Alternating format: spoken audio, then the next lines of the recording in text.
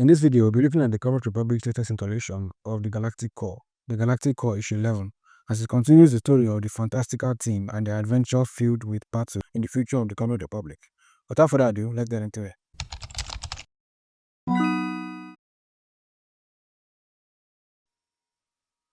The story picks up from the end of Galactic Core issue 10, where we see that the Raybird has arrived at the G-Core Center on Core Prime, treating Fusion after his injuries in earlier battles. She interacts with other galactics and coordinates with command. We see Androm Zero and Nanobite in the underground caravans of Natal, fighting off a horde of Watu Mutilon generals.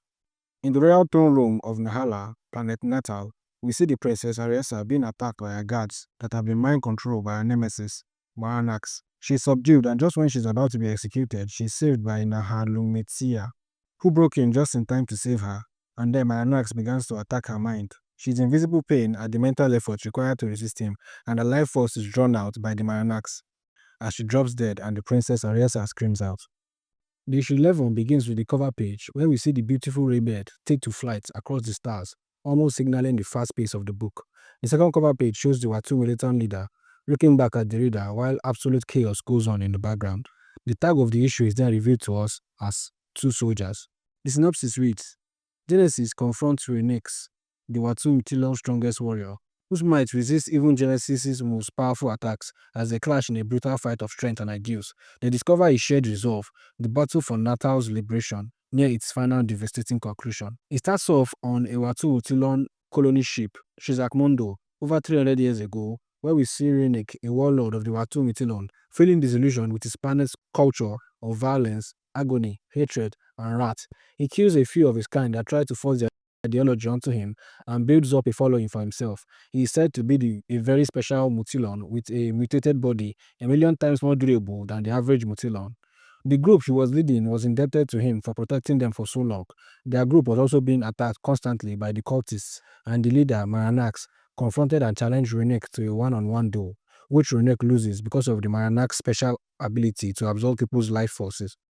The defeated Runieks begs for the victor to take his life, but Runieks refuses and instead chooses to use the defeated Runieks as his personal weapon. He kills all of his followers and turns Runieks, the Mutilon, with the durability of a million Mutilon, into his personal bodyguard and killing machine. We then cut back to the royal palace of Nahala, where we see Genesis fighting against the brainwashed Runieks, who was saying your overlord was right. Genesis was showing some of his biggest attacks at the monster, but him literally being the most durable Mutilon was casually tanking all of his attacks. Genesis' AI scans the opponents and discovers that his suit is made of an unknown metal alloy with an extreme tolerance for energy and physical damage. He split Genesis and grabs him by the neck, asking him, "What do you stand for?" Genesis tells him to go do himself and that he has to return to the Princess Ariana's side. But the general, Runieks, keeps pressing him. Do you want to defeat my master because of your motivations or because your orders compel you to? I think he asks this question because deep down he sees himself in Genesis, as he was quite like him before his defeat at the hands of the Overlord. He responds to Runieks, I fight to defend the innocent and the dreams of my comrade, and the princess is one of them. Runieks finds this answer infuriating and sends the leader of the Galactic Core flying as he receives flashback to his time fighting during the Halax invasion on planet Tikronda. He tells his team to run, but they were too late as the planet explodes with them still on it. He wakes up shouting and surging with power in an undisclosed location, only to find out that 7 years had passed by since the last mission he was on. He wakes up confused, and a power dampener is put on his wrist to prevent him from exploding again. He is visited by Admiral Kwaiza and Captain Azion. They inform him that on the planet Tikronda, the Halax forces detonated a Requiem bomb, and the planet was destroyed.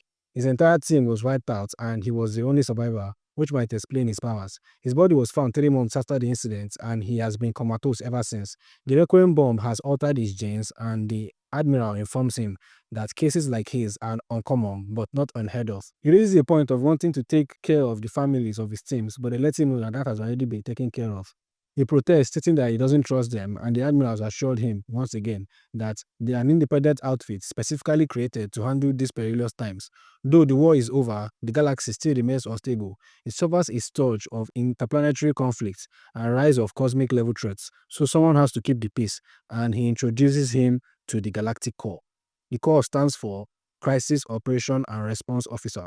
He is then offered a place on the Core and his own new team of core candidates to lead, an offer he rejects at first, but later accepts to prevent what happened to his former team from ever happening again. We got back to his fight with Runieks and his conviction was set ablaze again as they clash. The results of their blow so intense it was felt by Nahar ships miles away. We got back to the Galactic Core base where Raybird and other Galactics are shown in a meeting with the Admiral. They were running a strategy meeting and looking for the best ways to mobilize their forces.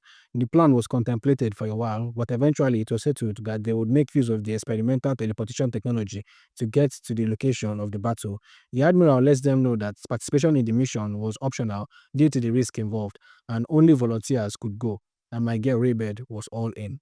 We then cut to the royal capital, Nal-Halal, where we see a crater in the ground as the aftermath of Genesis' battle with Runieks and the Mutilon monster stood over the captain of the Galactic Core in victory, saying, "What did I say, Galactic? Your conviction is weak." The story ends here for now, and it leaves the readers in a state of anticipation. What will be the fate of Genesis? Would reinforcements arrive on time? What will be the fate of the Princess Arieza? All these questions, hopefully, would be answered in the next chapter of the Galactic Core story. I'll continue to cover more about the Comic Republic and other Comic Republic characters, so make sure to stay tuned for more updates.